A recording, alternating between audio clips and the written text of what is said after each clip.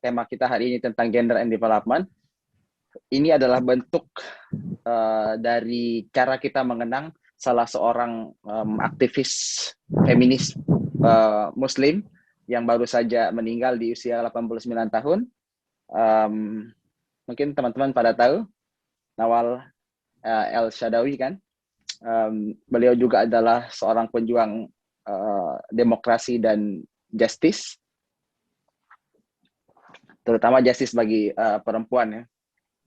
Nah, menurut saya ini adalah diskusi hari ini adalah bentuk dari bagaimana cara kita melanjutkan perjuangan-perjuangan beliau dan untuk membahas tentang apa sih sebenarnya yang beliau perjuangkan juga kan. Oke. Ketika bicara tentang gender, mungkin yang pertama yang akan kita coba untuk kulik adalah what is gender and how to distinguish. Bagaimana cara kita membedakan antara gender dan seks. Apa itu gender dan apa itu seks? Karena menurut saya sangat penting bagi kita untuk membangun fondasi dasar kita tentang gender itu sendiri. Nah, ketika kita bicara tentang gender, maka kita berbicara tentang social construction, konstruksi sosial. Nah, ketika kita bicara tentang seks, maka kita bicara tentang biologis. Jadi biologi itu apakah seseorang itu perempuan atau laki-laki. Tetapi ketika kita bicara tentang gender, it means that bagaimana perempuan dan laki-laki itu dikonstruksi di masyarakat. Misalkan nih, perempuan itu harusnya gini loh, perempuan harusnya bisa masak, perempuan itu harusnya bisa nari, laki-laki itu harus kuat, laki-laki cocoknya jadi tentara dan lain sebagainya. Nah, ini adalah bentuk dari konstruksi sosial yang ada di masyarakat dan ya di beberapa kalangan misalnya pemerintahan dan lain-lain. Kemudian yang kedua, mengapa sih kita ketika bicara tentang gender selalu kita bahas tentang isu-isu perempuan? Itu yang paling sering menonjol ya. Jawabannya tentu karena perempuan adalah kelompok yang paling rentan yang menjadi korban dari proses relasi kuasa yang maksudnya representasinya melalui proses-proses patriarkis dan maskulinitas itu sendiri. Kemudian yang paling terpenting menurut saya juga ketika bicara tentang gender adalah pasti kita akan bicara tentang teori intersectionality. Mungkin Bang Jeki atau Bang Fandi udah tahu ya bagaimana teori interseksionalitas itu bekerja. Artinya ketika kita bicara gender ini bukan cuma bicara tentang laki-laki dan perempuan, tapi kita juga bicara tentang laki-laki yang mana, perempuan yang mana. Misalnya nih, jadi ada banyak faktor yang mempengaruhi kenapa seorang bisa memiliki privilege atau seseorang bisa bisa menjadi kelompok yang rentan. Dan itu faktornya bisa intersex, dia maksudnya bersimpangan dengan education, ras, atau apalagi agama, suku. Nah, itu banyak hal yang mempengaruhi gender. Jadi ketika kita bicara tentang gender, ketika kita menganalisis sesuatu dengan gender, pendekatan gender, maka interseksionalitas itu menjadi penting. Karena misalnya nih, ketika kita bicara tentang ketimpangan perempuan, ada kok perempuan yang bisa masuk ke parlemen? Nah, pertanyaannya, siapa dulu perempuan itu? Apa background education yang dia terima? Dari agama apa dia? Dia dilahirkan dalam strata sosial kelas yang seperti apa? Nah, itu sebenarnya yang paling menarik untuk kita bahas ya. Nah, kemudian bicara tentang gender, bicara tentang patriarki juga kan. Patriarki ini adalah sebuah pembahasan politik dasar ya, yang bahkan dimulai dari ranah keluarga. Bagaimana misalkan laki-laki lebih dominan di dalam keluarga, kemudian bagaimana dominasi ini kemudian melebar ya, bahkan sampai ruang-ruang publik. Itulah kenapa perempuan lebih posisinya biasanya memiliki posisi yang jauh yang di bawah laki-laki dalam hal politik, ekonomi, pendidikan dan lain sebagainya. Nah, selain itu unsur yang terpenting juga dari gender ya, misalnya kita bahas tentang bagaimana gerakan-gerakan feminisme ya. sebuah gerakan yang membawa isu-isu gender. Nah, misalkan kita bahas tentang gerakan feminisme liberal yang mencoba untuk membawa konsep equality dalam ruang-ruang publik. Artinya mereka mencoba untuk bagaimana membuat perempuan itu bisa merebut ruang publik. Tetapi mungkin kritik terbesar terhadap gerakan feminisme liberal ini adalah dia tidak membahas tentang bagaimana menyelesaikan masalah di ruang-ruang privat itu, misalnya dalam keluarga. Karena sebenarnya inti dari asal muasal ketimpangan itu kan dimulai dari keluarga itu sendiri. Kemudian itu melebar maksudnya sebenarnya saling keterkaitan sih, tetapi ada hal yang tidak dibahas oleh gerakan feminisme liberal ini. Ya ada ekofeminisme juga, bagaimana kapitalisme dianggap sebagai sebagai representasi dari maskulinitas yang mencoba untuk melakukan eksploitasi terhadap bumi yang dianggap sebagai yang diilustrasikan sebagai perempuan ya, yang terus-menerus dieksploitasi. Nah, dalam relasi antara tiap hari antara laki-laki dan perempuan itu sebenarnya perempuan itu di frame sebagai suatu kelompok yang terus-menerus dieksploitasi. Nah, kemudian kelompok ekofeminisme itu mencoba untuk membawa konsepsi tentang gender ini ke dalam gerakan-gerakan lingkungan, makanya namanya ekofeminisme. Oke. Kemudian ketika bicara tentang gender and development, kalau teman-teman buka Sustainable Development Goals nomor 5 ada namanya gender equality. Jadi goals-nya adalah bagaimana membawa perempuan ke dalam work, bagaimana perempuan itu dihadirkan di dunia kerja. Itu adalah salah satu goals daripada SDGs nomor 5 ini. Akan tetapi yang menjadi pertanyaannya adalah apakah dengan membawa perempuan-perempuan ke dalam dunia kerja itu menyelesaikan permasalahan yang selama ini terjadi, maksudnya ketimpangan gender yang terjadi selama ini. Nah, ada sebuah teori menarik dalam menjawab pertanyaan ini. Jadi ada namanya teori double burdens, triple burdens.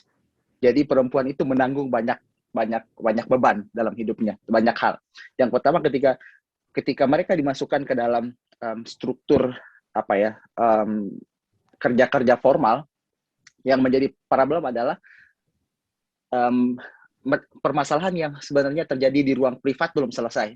Misalnya nih, triple burden ini maksudnya adalah breeding, yang mengurus household juga, family, and work. Jadi ada tiga pekerjaan yang sekaligus semuanya itu dilakukan oleh perempuan. Nah, kebanyakan, itu menyebabkan ketimpangan sebenarnya yang menurut saya belum bisa terselesaikan ya dengan baik. Oleh karena itu, mungkin solusinya adalah ketika misalkan perempuan itu dibawa ke ranah-ranah publik, mereka juga ada dealing, ada negosiasi yang berlangsung di ranah-ranah privat, baik itu melalui kebijakan-kebijakan pemerintah yang sehingga mereka itu laki-laki juga punya peran yang besar ya dalam urusan rumah tangga. Karena banyak orang yang ketika misalkan berumah tangga, mereka menganggap bahwa perempuan itu harusnya ya masak, nyuci piring dan semuanya. Padahal itu adalah pekerjaan-pekerjaan yang bisa dilakukan oleh baik laki-laki maupun perempuan itu sendiri. Tinggal mereka bagaimana caranya berdiskusi tentang misalnya kalau misalkan aku nggak di rumah, mungkin kamu bisa masak. Kalau misalkan aku lagi di rumah, aku yang masak. Nah, mungkin obrolan-obrolan seperti itu bisa dilakukan ya. Makanya selama itu tidak ada relasi kuasa yang terus-menerus berlangsung sehingga menyebabkan yang satunya superior dan yang satunya menjadi subordinat dari kelompok yang lain, itu bukan masalah yang besar ya. Dan yang menjadi problem adalah ketika perempuan itu dibawa ke ranah-ranah publik, pertanyaannya adalah mungkin teman-teman bisa melihat fakta bahwa mereka, walaupun mereka berada di ranah-ranah publik untuk bekerja, problem itu belum selesai karena mereka bekerja di sektor-sektor yang kurang menjanjikan. Mereka jadi pekerja harian gitu. Sementara laki-laki lebih banyak mendominasi di misalnya jadi manajer, jadi direktur dan lain sebagainya. Nah, perempuan nggak bisa masuk ke ranah sana. Kenapa itu tidak bisa terjadi? Karena mereka tidak menjadi aktor dalam hal policy makers. Kurang masuknya mereka ke dalam policy makers itu sendiri. Bicara tentang gender juga, kita bicara tentang bagaimana sebenarnya relasi antara apa ya? Maksudnya bicara tentang gender dalam development juga bicara tentang bagaimana relasi antara lingkungan dan juga perempuan. Mungkin teman-teman udah tahu bahwa climate change menjadi isu yang sangat krusial ya di era-era sekarang ini. Nah, perempuan ini apa ya? Ada dua istilah menarik untuk mendeskripsikan bagaimana relasi antara perempuan dengan climate change. Ada namanya konsepnya virtue and vulnerability. Jadi virtue itu menggambarkan bagaimana perempuan itu menjadi sosok yang pembela bumi, orang yang menyelamatkan bumi. Mungkin kalau teman-teman udah tahu Greta, aku lupa namanya, Greta siapa namanya tuh? Kalian tahu nggak teman-teman yang di Sweden? Greta Thunberg. Ya, Greta Thunberg. Dia adalah salah satu representasi bagaimana perempuan itu memiliki virtu, memiliki nilai-nilai untuk membela lingkungan. Nah, tetapi berkebalikan juga yang lainnya. Ketika bicara tentang vulnerability, perempuan itu adalah korban yang paling rentan dari kerusakan lingkungan yang terjadi. Nah, virtue and vulnerability ini adalah konsep sebenarnya yang membagi dua belahan bumi ya. Kalau kita bicara virtue, perempuan-perempuan yang ada di negara-negara global north itu mereka mempunyai virtue. Sementara perempuan-perempuan yang berada di global south, mereka itu adalah kelompok yang paling rentan dari residu-residu yang terjadi akibat kerusakan lingkungan. Nah, kenapa itu bisa terjadi? Karena dampak dari kerusakan lingkungan itu kan global south itu sangat apa ya? sangat terasa ya. Misalnya kalau teman-teman ada sebuah penelitian menarik di Solomon Island, ini bicara tentang bagaimana sih dampak dari climate change terhadap penghidupan, terhadap livelihood perempuan yang ada di sana. Jadi mereka itu umumnya apa ya? Karena ini tentang division of labor dalam rumah tangga ya. Perempuan di sana itu lebih banyak mencari makanan untuk keluarga ya. Karena mungkin beda tempat, beda konteks ya. Tapi bagi beberapa perempuan-perempuan di Solomon Island, mereka biasanya mencari untuk masalah makanan rumah tangga, konsumsi rumah tangga itu mereka yang bertugas. Akhirnya ketika climate change itu terjadi, banyak di pinggir-pinggir laut itu mereka tidak tidak menemukan banyak ikan dan teripang-teripang yang mungkin dulu banyak banget ketika ketika climate change ini belum terlalu krusial permasalahannya, tetapi akhir-akhir ini mereka menjadi sangat kesusahan. Begitupun juga dalam sektor pertanian, karena kebanyakan perempuan di sektor-sektor pertanian, mungkin di negara-negara, nggak tahu apakah semua Indonesia kayak gitu, tapi di negara-negara Solomon Island bekerja di sektor pertanian, mereka kayak yang mengurus tanaman semuanya. Nah, karena pengaruh dari climate change, hujan tidak tetap, dan ini mempengaruhi produktivitas pertanian mereka, dan ini yang membuat mereka menjadi kelompok yang sangat rentan. Mungkin itu dulu ya dari saya sebagai moderator. Mungkin teman-teman silakan mencoba untuk ya memberikan ngasih pendapat lah atau ilmu baru lah untuk saya yang masih sangat awam ya terhadap pengetahuan tentang gender itu sendiri. Monggo silakan. Silakan Mas Fandi.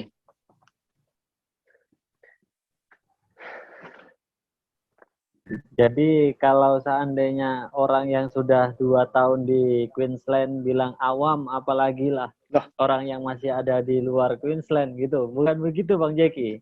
Jangan gitu saudara. Itu Kanda. Jangan gitu saudara. Tapi maksudnya itu adalah sekedar pemantik aja sih, karena mungkin ya teman-teman di sana punya ilmu yang jauh lebih mumpuni lah daripada saya. Itu cuman kulitnya doang itu. Aku yakin lah Bang Jeki punya apa ya, cerita-cerita menarik tentang gender.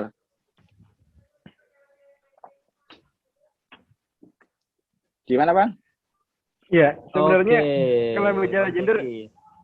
saya nggak tahu banyak tentang gender, tapi yang saya tahu dari beberapa materi tentang gender yang muncul di perkuliahan, hampir semuanya sudah disampaikan oleh Bang Rifki. Jadi Oh. terutama yang sering dimunculkan kan intersectionality. Jadi memang tidak cukup kita hanya bicara gender, kita perlu disinggungkan dengan identitas lain. Yang itu bisa jadi lokasi geografis. Mungkin permasalahan gender yang ada di kita di Indonesia misalnya tidak bisa kita samakan dengan di negara-negara lain. Ya, Kemudian dari benar. usia dan semacamnya. Jadi memang yang sering ditekankan dalam kajian gender selalu intersectionality. Nah, kemudian di awal sudah dijelaskan soal gender tadi, tentu ada perbedaan antara di dalam pandangan normatif tentang gender itu antara seks, gender, dan seksualitas. Itu tiga hal yang berbeda. Tetapi seringkali kita memang ketika bicara gender ya yang dibicarakan perempuan. Padahal ya tidak selamanya bicara perempuan. Walaupun dalam prakteknya memang kajian-kajian gender lebih cenderung ke feminis. Feminis entah itu kita bicara feminis sebagai perempuan atau feminis sebagai aliran tentang sebuah gerakan, aliran tentang pengetahuan tentang gender. Nah, kemudian yang sempat aku tahu kemarin juga dari beberapa perkuliahan yang saya ikutin, ada tiga dimensi yang sebenarnya tadi sudah dijelaskan oleh Bang Rizky juga tentang gender. Yang pertama dimensi norma, kemudian identitas dan relasi. Kalau yang pertama gender norm itu memang sudah kayak sebuah acuan gitu, acuan bagaimana perempuan harusnya bertindak, bagaimana perempuan harusnya bersikap, sebaliknya juga laki-laki bagaimana. Yang ini pun kemudian memunculkan diskriminasi. Ya. Misalnya perempuan harus, ya kayak tadi Bang Rifki, harus bisa masak dan semacamnya. Bahkan di tingkat yang paling renyah pun, yang paling receh pun, warna pun sudah terdiskriminasi. Ada salah satu warna yang itu sudah ikut ke perempuan misalnya. Pink perempuan, kemudian blue perempuan, hitam laki-laki misalnya, dan semacamnya. Jadi hal-hal yang sejauh ini sudah menjadi bawah sadar kita, tanpa kita sadari, itu ya sudah masuk kayak diskriminasi gender kalau kita boleh katakan. Dan tapi itu sebenarnya, ya itu direproduksi secara terus-menerus, entah itu di institusi sosial, kemudian interaksi kita, dan bahkan menjadi produk budaya mungkin. Dan itu sebenarnya apa ya? Menurutku bukan cuman perempuan loh yang terdiskriminasi kalau bicara tentang gender. Misalnya cowok nih, cowok kok lemah sih? Nah berarti kita dituntut untuk kuat gitu loh. Jadi hegemonic masculinity itu ngeri banget. Cowok itu misalnya harus macho kayak Cristiano Ronaldo misalnya, rambutnya harus keren atau apa gitu. Jadi ya banyak lah yang terjadi karena jadi tidak cukup kita bicara perempuan misalnya, laki-laki juga banyak yang terdiskriminasi. Misalnya ketika kita rambut panjang, mungkin kayak siapa rambutnya panjang, kenapa nggak sekalian pakai kerudung? Kalau lemah, kenapa nggak pakai rok aja? Jadi bicara gender itu justru laki-laki yang juga terdiskriminasi. Itu kalau bicara normal tentang gender. Nah, kemudian kalau kita bicara identitas, ini sudah jelas. Kalau identitas kan bagaimana cara kita menampilkan diri ini sesuai, lagi-lagi acuannya norma tadi. Kita mengidentifikasi diri kita ini sesuai norma tadi. Kita identifikasi sebagai cowok, nggak mungkin kita pakai baju pink misalnya. Jadi kalau ada cowok pakai baju pink atau apanya serba pink, justru itu jadi cemoohan. Jadi kayak dulu misalnya kalau di dakwah dulu ada Bang Sandi, mungkin kalau kenal, itu bantalnya pink, gulinya pink, semuanya pink. Jadi cemoohan teman-temannya yang lain. Nah, ini juga tidak, kalau bicara identitas gender, bagaimana kita mengidentifikasi diri kita. Selain dikaitkan dengan norma tadi juga, kita tidak bisa terlepas dari intersectionality tadi. Itu juga selalu terikat dengan yang lainnya, selalu bersinggungan dengan yang lain. Nah, dimensi ketiga itu menyangkut tentang relasi. Itu juga bagaimana, kalau kita bicara perempuan misalnya, bagaimana perempuan berinteraksi dengan orang lain. Itu biasanya mengacu ke bagaimana dia mengidentifikasi dirinya tadi. Mengacu pada identitasnya itu. Kemudian, dan itu biasanya membentuk tentang bagaimana pola dia berinteraksi.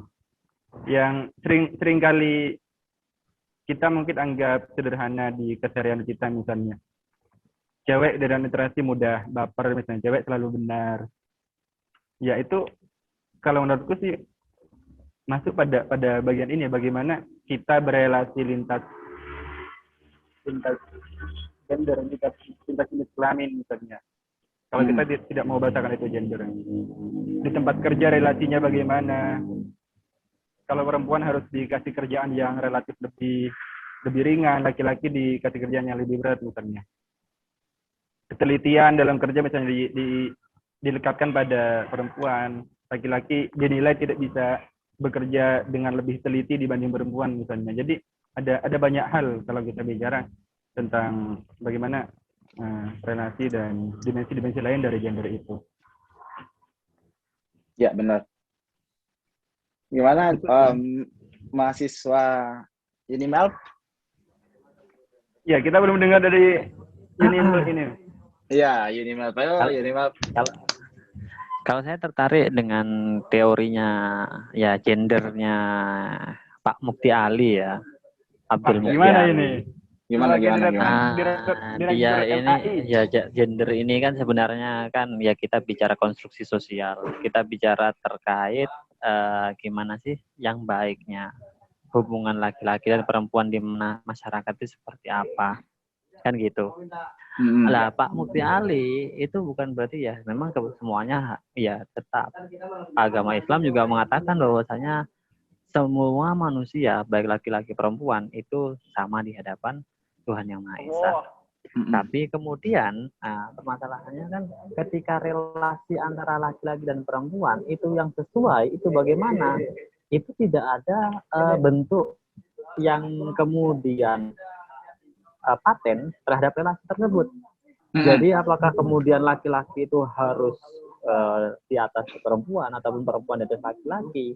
Itu enggak ada, atau setara. Itu enggak seperti itu. Karena kalau tanya tuntutan-tuntutan itu tidak kemudian dikomunikasikan dengan baik, namanya utama tadi kan relasi. Kalau yang teorinya Bang Jaki tadi kan ketiga relasi. Yang utama kan relasi kan. Relasi interhubungan antara laki-laki dan perempuan ini yang baik. Khususnya kalau seandainya contohnya ya bagaimana seorang perempuan dan laki-laki di masyarakat gitu. Nah, memang semuanya dikasih akses yang sama. Karena akses dan exclude ya itu yang menentukan apakah itu adil atau tidak. Kan seperti itu. Tapi kemudian mempositioning itu interaksi. Jadi kita menyesuaikan. Yang kalau pastinya Pak Mukti, kita yang utamakan hubungan itu adalah harmoni. Gitu. Harmoni itu nggak bisa aku menang, kamu menang, itu atau menang-menang sendiri, nggak bisa. Ya harus ada menang dua-duanya.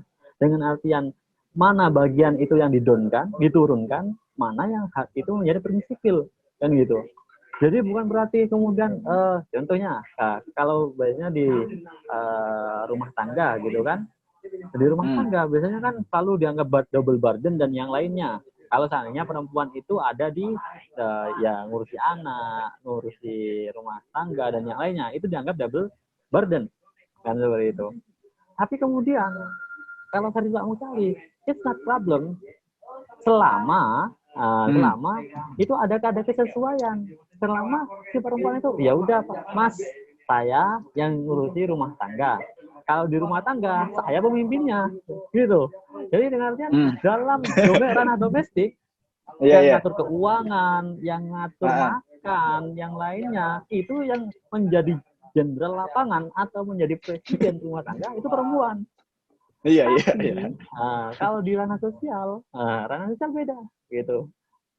Nah, ini yang kemudian kita nggak membaca ini secara holistik, gitu loh. Jadi melihat bahwa kata siapa perempuan di Indonesia itu banyak yang terzalimi atau terdidominasi.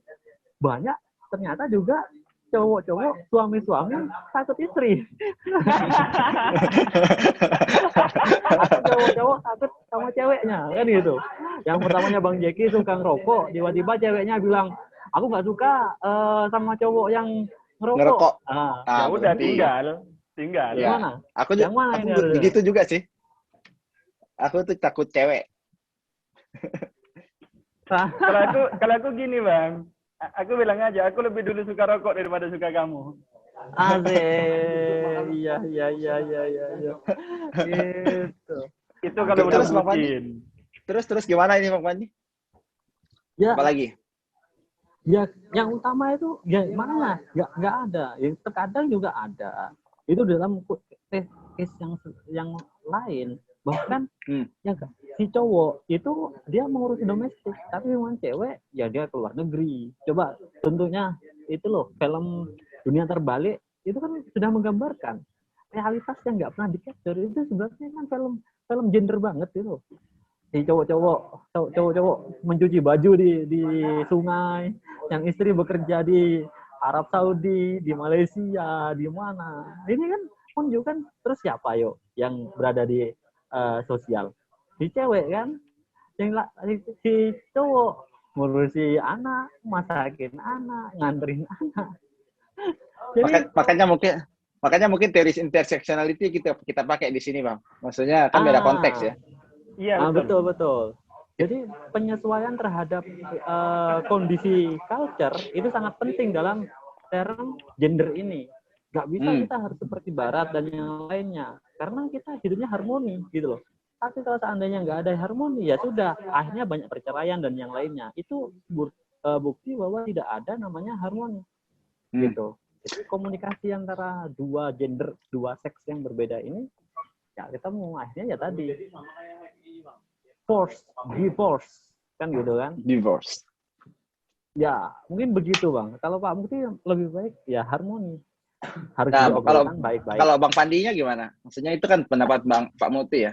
Apa Bang Pandi Samina ke Pak Muti? Kalau saya sedikit hampir sama gitu. Yang utama kita inilah nyaman-nyamanan gitu kan.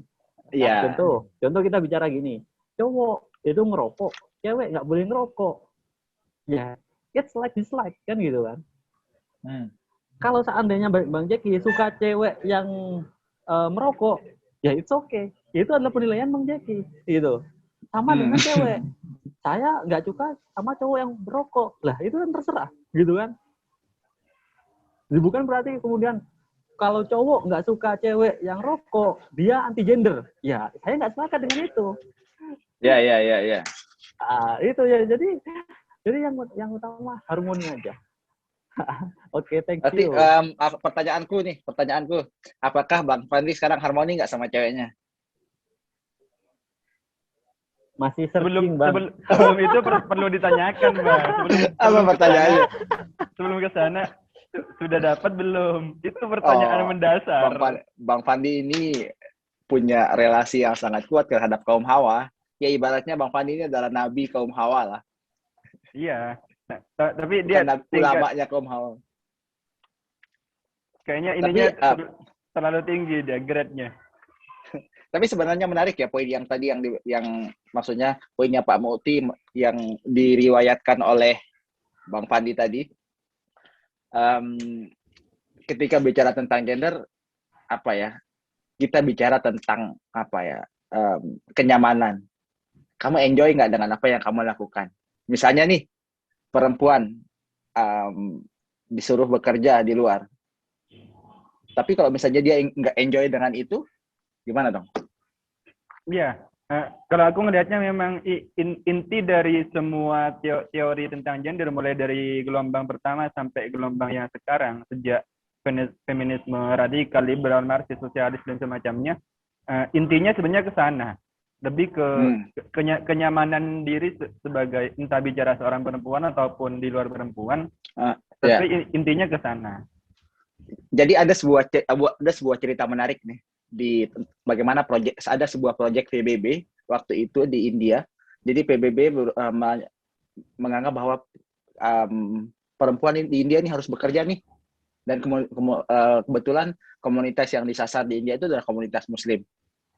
Ya. Jadi komunitas wanitanya berusaha dicarikan pekerjaan, kemudian mereka akhirnya bekerja, tetapi kemudian apa yang terjadi? Mereka akhirnya memutuskan untuk keluar dari tempat kerja. Karena mereka nggak enjoy, nggak menikmati hidupnya dengan bekerja di luar sana. Nah, kenapa bisa jadi seperti itu? Sebenarnya karena ada value yang mereka bawa. Karena sebelumnya ada value mungkin yang menyebabkan mereka, oh, kita lebih enjoy ini di rumah, lebih bahagia, ketemu anak tiap hari. Mungkin mereka enjoy dengan kegiatan itu ya. Wallahu a'lam, aku nggak tahu. Cuman ya inti dari segala intinya adalah bagaimana sebenarnya gender gerakan-gerakan feminisme dan lain-lain itu dan teori-teori tentang gender itu sebenarnya menurutku fungsinya adalah bagaimana menghilangkan force, dorongan, paksaan, diskriminasi itu sebenarnya intinya. Ini bukan tentang perempuan harusnya gini loh kerja di luar, enggak. Ini tentang bagaimana sih kita menghilangkan diskriminasi terhadap perempuan. Bagaimana memberikan perempuan peluang. Nah, intinya sebenarnya peluang. Giving them option. Jangan sampai misalkan kita dikte semua, oh kamu itu harusnya gini, sini, enggak. Tapi ini loh ada peluang, entah kamu mau nerima apa enggak, kita diskusi nih. Aku sih lebih ngelihatnya ke sana ya. Nah, kemudian yang menjadi hal terpenting juga adalah ketika bicara tentang gender adalah bagaimana kebijakan-kebijakan yang dihasilkan itu pro terhadap baik perempuan maupun laki-laki. Misalnya nih, ketika tentang fasilitas umum aja, bagaimana fasilitas umum itu perlu terhadap perempuan. Misalkan di pusat-pusat perbelanjaan atau apa, mereka menyediakan ruang parenting yang dimana perempuan ya butuh misalnya untuk memberikan ASI ya untuk bayinya. Itu kan penting banget sebenarnya. Itu iya, itu kebijakan-kebijakan yang memang harus jangan sampai bias gender. Semua orang harus bisa menikmati fasilitas-fasilitas, pekerjaan-pekerjaan. Walaupun mungkin itu adalah pilihan individu masing-masing ya, mau menggunakan fasilitas itu atau enggak ya. It's up to them.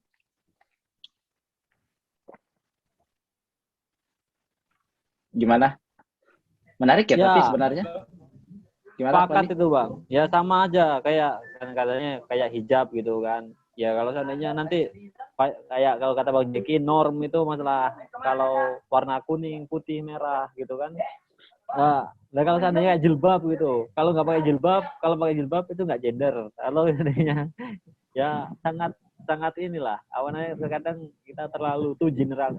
Kita kadang mengeneralisir juga gitu.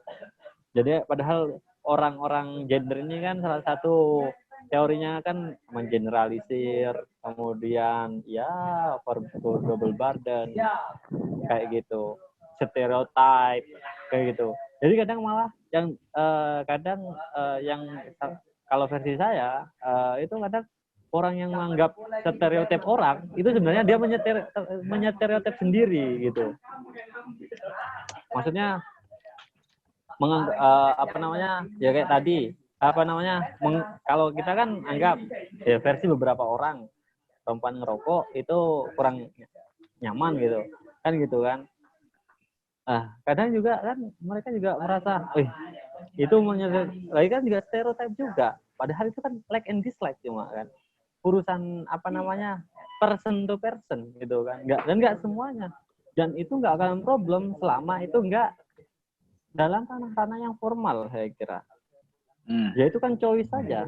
It's choice gitu kan. Ya kamu mau bahasanya, kamu mau kerudung, nggak Bang Jeki, suka cewek yang berkerudung. Ternyata Bang Rizky Sanadi lebih suka yang berkerudung, kan kayak gitu. Yang nggak berkerudung. Nah ini kan like and dislike aja gitu.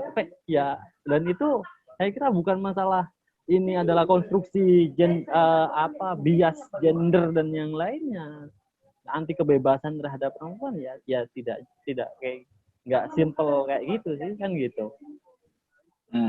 I see the point. Itu tentang like and dislike ya. Ya. Tapi Jadi sebenarnya poin dari Bang Bandi, degree in disagreement Bang ya. Tapi saya gini, sepakat itu. Poin ini utama pertanyaanku saya ini. itu, Pertanyaanku poin utama ini, saya itu adalah agree in disagreement ya. Oke. Kita sepakat ya dalam keragaman kita. Oke, pertanyaanku adalah sebelum aku memutuskan untuk misalnya suka dengan cewek yang nggak berjilbab atau Bang Jeki suka dengan cewek yang berjilbab, apa yang mendrive-ku untuk kenapa aku lebih menyukai yang orang yang nggak berjilbab dan kenapa Bang Jeki lebih suka orang yang berjilbab? Apakah di sana ada konstruksi sosial juga yang berlangsung sebelum aku memutuskan itu? Nah, itu menurut di situ kita kembali lagi ke intersectionality tadi.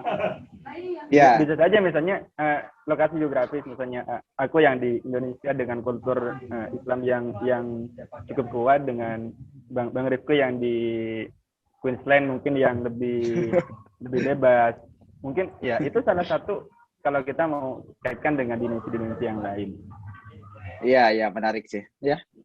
Sebenarnya jadi kalau kita diteorikan. Kalau diteorikan dalam ini Bang, apa namanya teori hermeneutics. Jadi apa namanya kita itu memahami teks. Anggaplah cewek itu teks gitu kan. Teks itu punya horizon, punya horizon teks, objectivity teks. Tapi permasalahannya reader, audience, ini juga punya horizon sendiri. Horizon pembaca itu terpengaruh oleh lingkungan dan sejarah yang membentuknya, kayak gitu kan. Jadi kemudian ketika dia menilai, ya perpaduan antara horizon tersebut. Ya gampangannya kalau seandainya kita kumpulnya, contoh teman-teman santri gitu kan, yang santri yang dia nggak pernah berinteraksi dengan cewek dan yang lainnya, maka dipastikan prototipe cewek ideal versi mereka itu adalah prototipe dari istrinya kiai, model-modelnya istrinya kiai, ya itulah prototipe yang di versi mereka. Karena mereka horizon mereka dibentuk oleh situasi mereka seperti itu.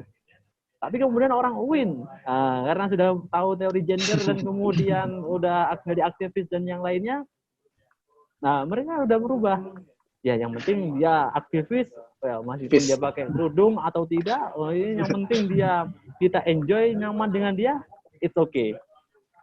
Horizonnya berubah kan gitu, karena lingkungan sama dengan Bang Rifki, karena sudah pertemuannya dengan multiculturalnya lebih wide lagi, lebih luas lagi, otomatis cara penilaian berbeda lagi kan gitu.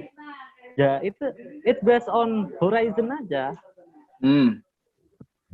Menarik. Horizon itu ya kalau bicara konstruksi ya semuanya konstruksi. Kita bicara kalau bicara konstruksi maka kita bicara teorinya Peter L. Berger, bukan? Yang mana Bang? Aku nggak terlalu tahu itu. Konstruksi sosial. Gimana itu? Ada trilogi itu kan? Ada trilogi apa namanya?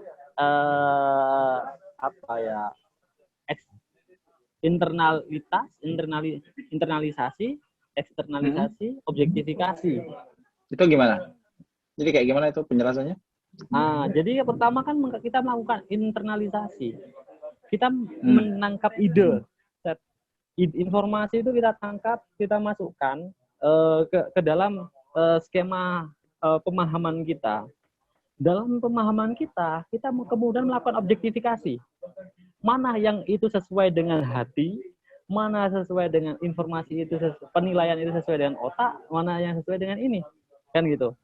Dari proses objektifikasi inilah muncul kemudian namanya ya eksternalisasi atau aplikasi terhadap dari tata nilai yang sudah kita objektifkan. Contoh, saya karena dikatakan bahwa menilai orang itu yang baik itu adalah orang yang memperlakukan orang lain dengan baik, kan gitu. Itu ada wejangan seperti itu. Nah, itu saya masukkan dulu dalam itu informasi, internalisasi. Kemudian saya objektifikasi, apa benar teori bahwa orang yang baik itulah orang yang memperlakukan orang lain dengan baik. Nah, itu ternyata benar. Nah, makanya ketika kita bertindak, ya kita melakukan seperti itu.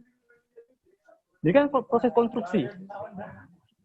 Nah, konstruksi mulai dari gagasan, ide agama, ide ini dan yang lainnya.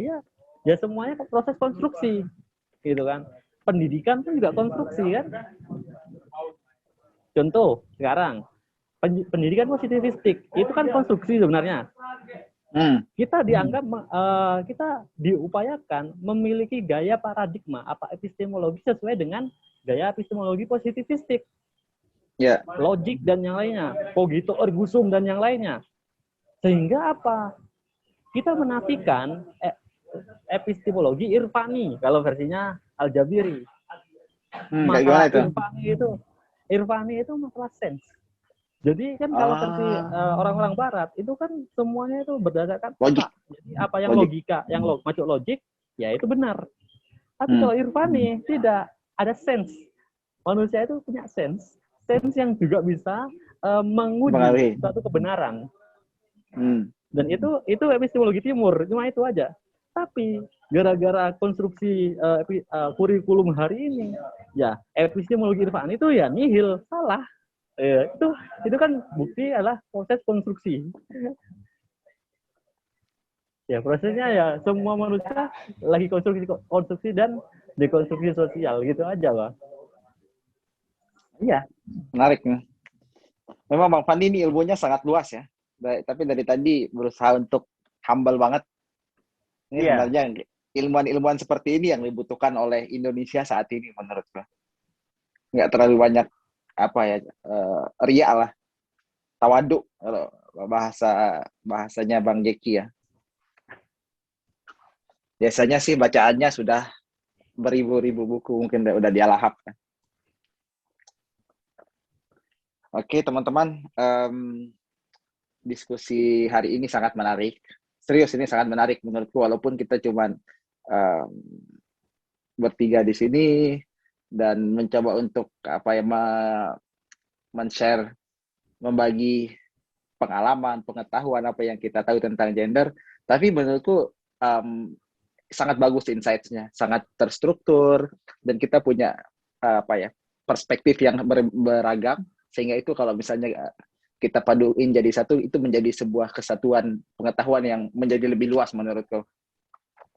Bang Fandi misalnya lebih banyak bicara tentang, maksudnya ini ilmu baru ya dari Bang Fandi tentang epistemologi Irfani. Aku baru tahu itu sebenarnya. Kemudian bagaimana teori konstruksi sosial yang sebenarnya. Kemudian Bang Jeki juga mengklasifikasikan gender ketiga tadi ya, norma, identitas, sama apa lagi satu Bang Jeki? Relasi. Apa? Relasi. Oke, relasi. Nah ini menarik. Terus aku mencoba untuk membawa bagaimana gender ke relasi antara gender dengan pembangunan baik global development maupun yang national development.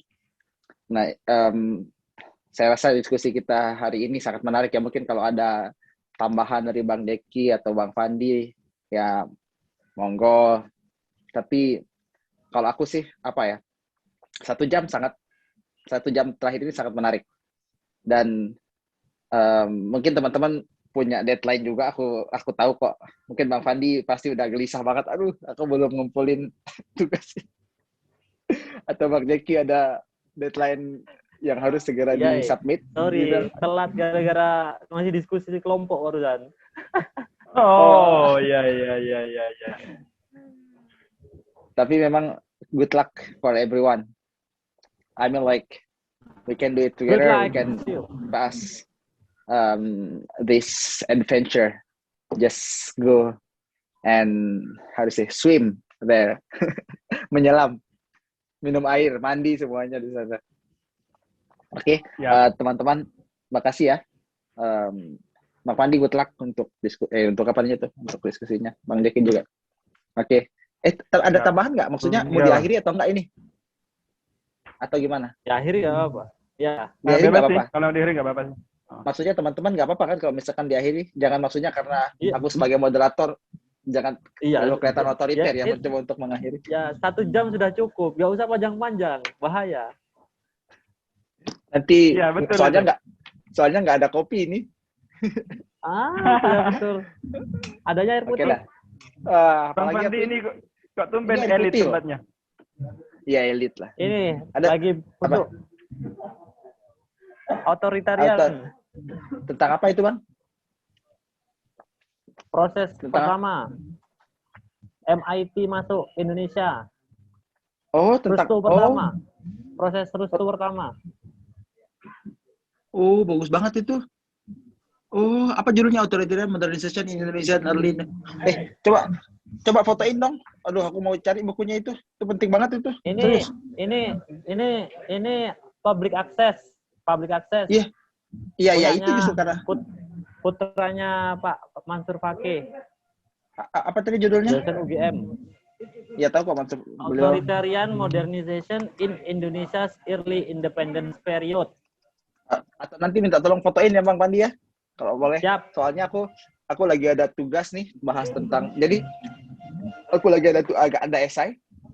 Jadi aku mengkritik teori modernisasi. Stage of growth itu aku kritik. Siap. Oke, bye everyone. Assalamualaikum. See you next week, guys. See you next week. Bye bye. Next week jangan lupa loh, yang jadi moderator sama pemantik loh. Siap, laksanakan. Arahan. Siap. Yo. Assalamualaikum. Goodbye. Bye.